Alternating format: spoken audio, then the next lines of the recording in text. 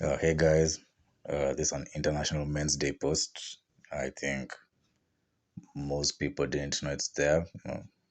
I being one of the most people, because it's not a day I care about a lot. I mean, it's a day I find funny. I don't go so much into depth, but I think the funny thing about these days, it's like the only thing that happens is, we say like men can cry too, and encourage men to open up, normalize going to therapy and such, and that's a great thing that it's happening. But there seems to be a disconnect still. It's like that advice isn't working as expected, because it's like you're telling someone who's drowning, just swim.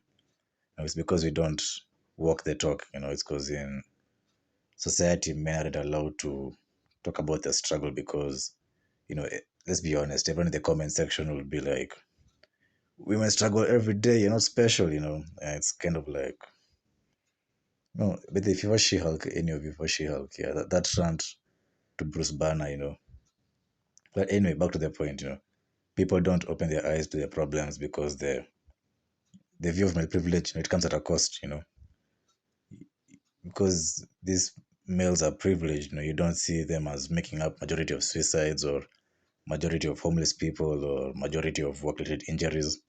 You see them as untouchable, like celebrities.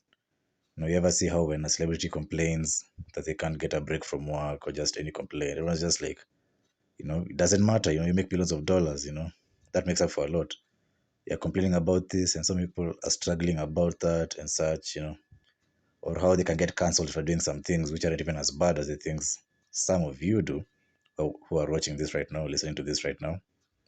But it's not in the public, so it's okay. You know, this is the same way we view men. When you talk about open up, talk, it's okay. It's okay to feel this. It's okay to be that. But a lot of times, complaints by men are met by, fuck off. You don't know what struggle is.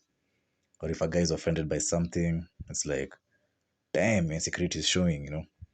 Your opinion on how this should be does not matter, because you're male, should check your privilege. Eventually guys just get more and more distant. Then we wait for the next men's awareness day, or whatever day we feel like being performative about mental health. Then be like, guys, you have to talk, we actually care and such. But let's be honest, we don't. This isn't like just women, like both men and women, like we really don't. So my advice to the men out there is, it takes time to change societal views and standards. Because less boys and men finishing school or graduating. Society doesn't give a shit about that. Because at the end of the day, you're a man. You don't need special systems to thrive. As a man, you should make things work, and you're judged solely based on your competence. It's why even, let's be, even the misandrists, even the women who like wish death upon all men, when they call a electrician or a plumber, it's a, I mean, they don't look for specific female electricians or specific female plumbers. They just look for the most competent plumber who happens to be male. Because as men, that's what you do. You just offer competence, and if you don't do that, you're viewed as useless. So your self-worth and self-image could maybe take a nosedive, because deep down you feel that way too. Like you're useless. So just don't give a shit about what society thinks of you. I know it's hard, but just focus on being the best version of yourself, and don't hurt anyone.